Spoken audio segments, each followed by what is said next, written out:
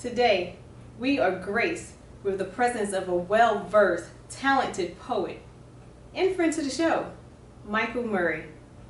You are watching I-5 The Heat.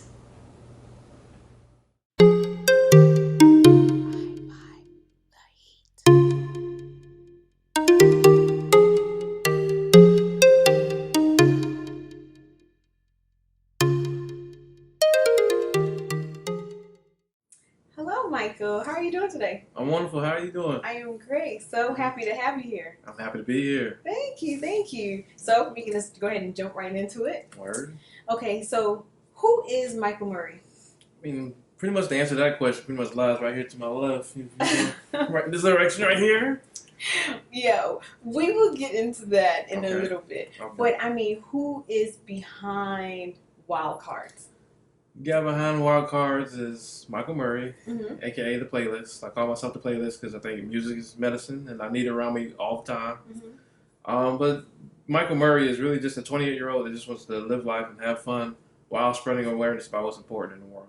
Oh, okay, okay. So where are you from? I'm from right here in South Carolina. What part? Columbia. Oh, wow. First one born in Columbia, actually, in my family. Oh, so has anyone moved out of South Carolina? Well, me and my mom, we came here she was conceived with me anyway. We came here, just me and her. My family, I got family in Newberry, Atlanta, Augusta, but we always stayed put. We traveled all over the world, but we always put right here in Columbia. Okay, okay. So what do you do outside of poetry? Well, my actual job is I work at USC as an IT specialist, but I do a little bit of everything. I'm a mentor, activist, poet, author. I try to do it all. I'm in a R.I.C.H program with Jamon Miller, aka Mama G. Y'all probably know her. She's kind of a local celebrity. Just joined the Buzz mentoring program. I'm going to be working with more kids about just about everything. I got a small production company with a couple friends called 803 Productions, where we try to put local artists on the map. Shout out to Mike and Matt. I do a little bit of everything. Okay, so tell me about your production company. We mainly just try to showcase local artists. We feel like when you think about Columbia, you don't really think about talent. You think about the State House and Five Points and the Vista. You don't really think about real talent, but we got a lot of it here. And that's what we try to do. We try to put everybody on the map and show that we got a lot more to offer here. Okay, so when do you guys perform? Where exactly? We don't really perform. We promote like local events. We promoted my event. I just had an expo in July, actually a literary arts expo. Where I had like a book signing. I had local poets come up and spit. I had singers perform. I had my publisher read an excerpt from her book. We do stuff like that where we just kind of showcase like local talent and just put it out on the map and on a broader platform. Okay, well, that sounds wonderful. Thank you. Okay, so what brought you to writing poetry, or who? Well, humans more than anything inspired me to write poetry, but I started writing as a kid. Growing up with just my mom, I kind of had that single child syndrome. Where I had to create my own friends. So I started writing as a kid, just writing like little short stories, creating characters for myself to entertain myself with and everything like that. As I got older, I realized how much I loved it. And like I said, the more people I met, the more characters I would build up in my head. I would put that to the paper, and it was just magic, man. I just love. It's just the best form of therapy, and it's always been the best form of release for me. Okay. So who's the inspiration in your life? Well, like I said, people in general, but the top 5 that are alive as far as inspiration goes, it's got to be my mom's. Oh. Gotta be my mom. Yeah, man, that's my heart and soul. It's like I said, it's always been me and her. Growing up without a dad. She always had to play both roles, and she wasn't around as much as she wanted to be, but she's always inspired me, always encouraged me to chase my dreams, and whatever I wanted to do, she was right there behind me. Oh, that's wonderful. Absolutely. So I see that you're a published author. You know, do you perform outside of it? I usually like my work, excuse me, read in like a setting, like with the reader setting at their own house, whatever, or like just on their day off, just on the front porch or something like that. But I do perform sometimes. I've performed at the library downtown a couple of times. Okay. I performed at Sensations on Two Notch at the session hosted by Spirit the Tattoo Poet. Shout out to Spirit. Performed a little bit of everywhere, but I mostly like for my work to be read by the reader in their own personal space. Oh, okay. So Now it's time for the book. Tell me about this book. This book is basically my heart and soul, like raw and uncut. Some adult content on there, but for the most part, it's just really just honest writing. Wild Cards is really about my relationships throughout life, the good, the bad, and the ugly, and some of the poems in it are from my point of view. Some of them are from the woman I was in a relationship's point of view. Okay. Just a little bit of just I kind of switch it up throughout the book, but it's really just an honest telling of my soul, like just raw emotion. And it's called Wild Cards because I kind of make analogies between the woman I've kind of dated and playing cards. So, like for instance, like you play spades? No. See, now we gotta check your black card. You don't play spades, Oh, but yeah, the spades like the spade is the highest card. It's the trumps all the other cards, and so I made an analogy with spades to the black woman because I think black women are just the highest form of woman. Okay, so that's pretty fancy. That's one analogy. This is a poem in there called Queen of Hearts, where it's kind of a woman who's just kind of a man eater. She goes around stealing hearts and she don't care. Stuff like that. It's kind of it's just very creative writing. Kind of like that song by Hall and Oates. Kind of, yeah. Yeah. not as good, but it's, oh, come on now, don't be modest. It's alright. So, how do you gather your thoughts and how do you put your words to paper? Man, I write all the time. I carry a notebook with me all the time. I always got my notepad on my phone open all the time because whenever the inspiration hits me, I got to put it down. If I don't, it's gonna leave my brain just as easy as it came in. So I have to put it down all the time. And what I do is just kind of write little tidbits all day. And when I get home, that's when I can actually put it all together. Put it, put it up on an actual piece of paper, lay it out, look at the form, change up the form a little bit, make it creative. Use some, metaphors and similes in there and everything. And it's just a constant job. Not really a job. It's a labor of love, really. That's how all of us will want to be. You want to be in love with what you do. I'm telling you. So instead of going to a job you really don't enjoy, that's fantastic. Yeah. So now tell me, do you think poetry has a place in this conscious community? Oh, absolutely. Why so? If you look at history, the best messages were always conveyed through either music or poetry or some type of like written art form.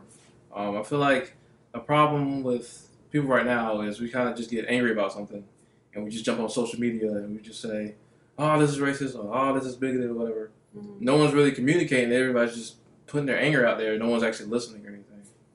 When you are able to convey a message in a creative way, such as through poetry, people tend to listen a bit more because you got, it just catches their ear. Right. And just look at the legendary poets like Amiri Baraka, Langston Hughes, had such just mind-blowing ways to convey what was going on with our people, good or bad.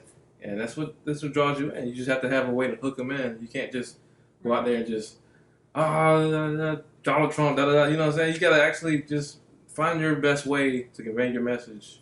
My best way is poetry. And it'll hook people in, make people actually listen to what you're talking about. And it's a wonderful thing. Now tell me, with you being a poet, an established poet, what kind of advice could you give other poets?